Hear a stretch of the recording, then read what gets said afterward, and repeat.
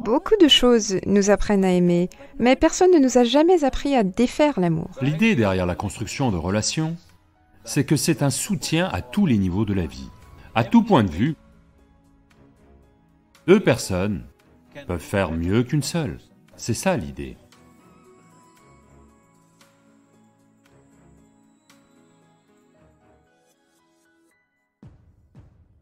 Donc, pour en venir à ma question, qui est aussi très partagée par le public, une peine de cœur, c'est quelque chose qui, je pense... Qui vous a brisé le cœur?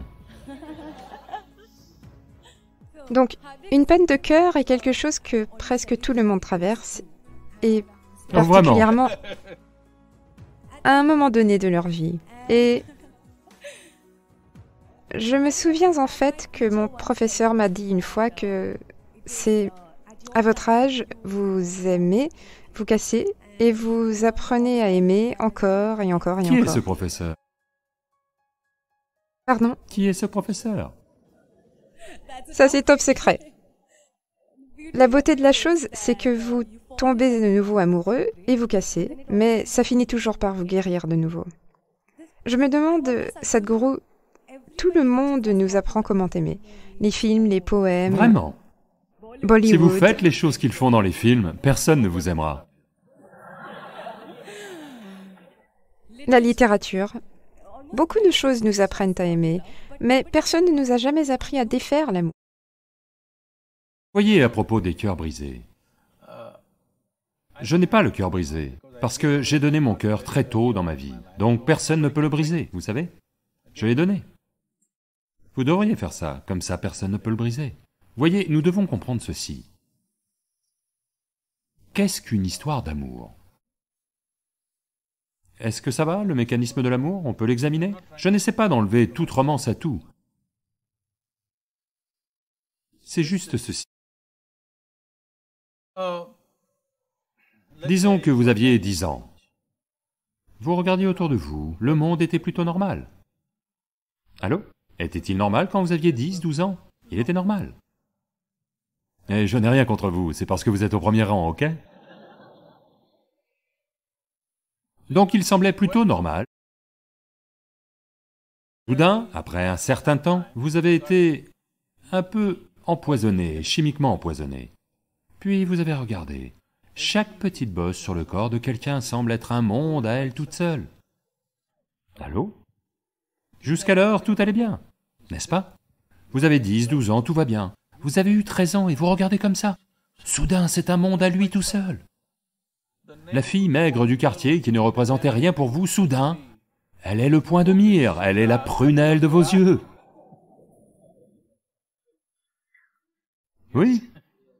Donc c'est parce que votre intelligence a été détournée par vos hormones. Donc ça fait se produire de drôles de choses. Ça vous fait croire toutes sortes de choses. Quand vous regarderez en arrière, vous vous sentirez stupide, mais ce n'est pas grave, il n'y a rien de mal à cela.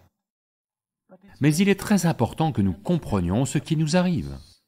Autrement, nous allons faire des choses idiotes, que nous pourrions regretter plus tard, vous savez. Ce n'est pas une question de morale, c'est une question de gestion sensée de notre vie. Cette affaire de peine de cœur à répétition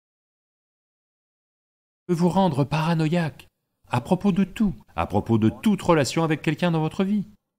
Oui ou non? Vous avez des peines de cœur à répétition, ça va sembler amusant un certain temps. Après un certain temps, vous ne faites en réalité plus confiance à qui que ce soit dans votre vie. Parce que un autre être humain est un problème, toujours.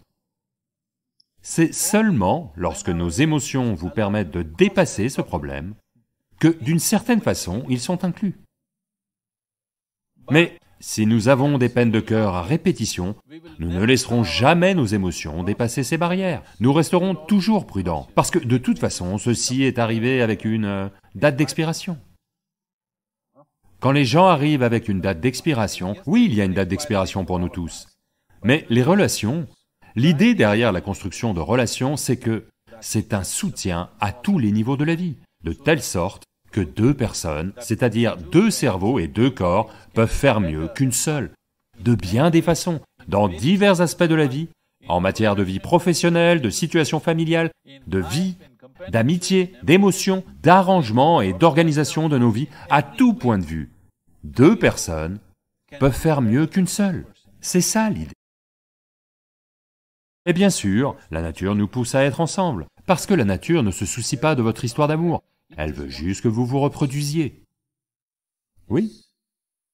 Vous pensez que Mère Nature s'inquiète de savoir si vous aimez ou si vous n'aimez pas? Elle veut que vous vous reproduisiez. Mais nous avons un peu exagéré ça. Rien ne presse, nous n'avons pas à céder à cela. Allô? Oui. Si vous étiez un tigre, je vous encouragerais, s'il vous plaît, reproduisez-vous, parce que c'est une espèce en voie de disparition. Les êtres humains ne sont à coup sûr pas en danger. Nous mettons tout en danger. Donc, la reproduction n'est pas le but pour le moment. Nous l'avons mise de côté. Mais la nature pousse vers cela. Mais nous avons des besoins émotionnels, des besoins physiques, des besoins psychologiques, peut-être des besoins financiers et sociaux, divers besoins. Pour gérer ces besoins de façon digne, Voyez, une fois que vous arrivez en tant qu'être humain, vous ne pouvez pas faire les choses, bien que ce soit les mêmes choses que ce que font les animaux, mais nous aimerions les faire plus gracieusement, consciemment. Que nous mangions, ou que nous copulions, ou que nous dormions, nous aimons le faire avec un peu plus d'esthétique. C'est ce qui est important. Pour cela, nous avons besoin de la coopération d'une autre personne, qui est aussi, d'une certaine façon, conforme à nous. Si tous les 2 jours vous avez le cœur brisé et continué, eh bien, vous verrez les ennuis que ça crée.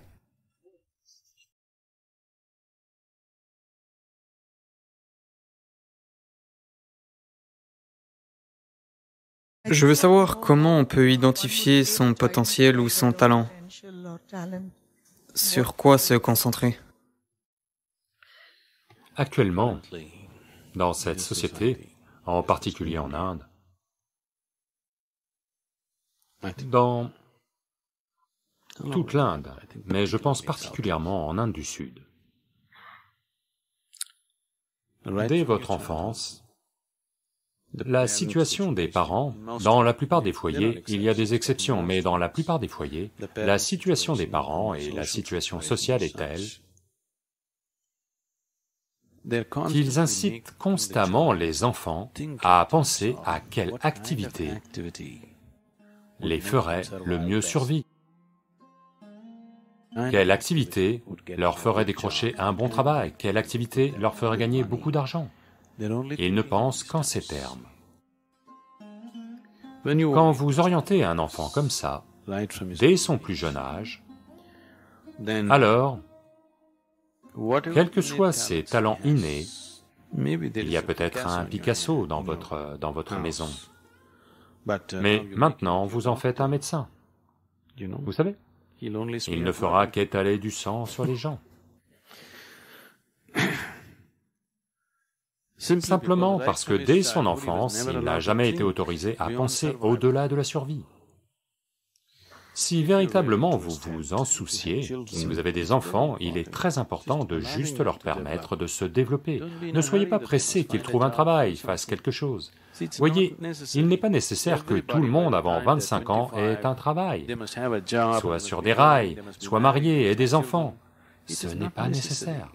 Différentes personnes vont maturer à différents moments. S'ils trouvent un travail au bon moment, si nécessaire, s'ils se marient au bon moment, ou vont au-delà de ça, de quelque manière que ce soit, selon leur tendance naturelle, ils vont définitivement évoluer en des êtres humains plus complets. Vous pouvez devenir ingénieur, médecin, ou peu importe, mais un être humain très perturbé, n'arrivant pas à exprimer quoi que ce soit en vous-même, non, peut-être que vous auriez fait un bon charpentier, mais maintenant vous êtes médecin, vous pouvez imaginer notre sort. Et rien de mal à être un bon charpentier, vous pouvez devenir un grand charpentier, n'est-ce pas? Mais une telle chose n'est pas du tout présente, vous devez devenir médecin. Si vous ne pouvez pas, vous devez devenir ingénieur. Maintenant, bien sûr, informatique.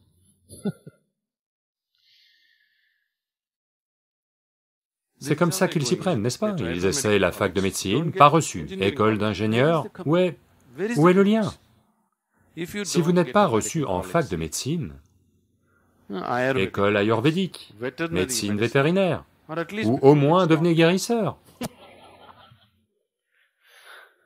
Mais vous ne devenez pas médecin, vous vous lancez dans des études d'ingénieur, à quoi ça rime? Ça veut dire que tout ce qui vous intéresse, c'est de prouver quelque chose à quelqu'un.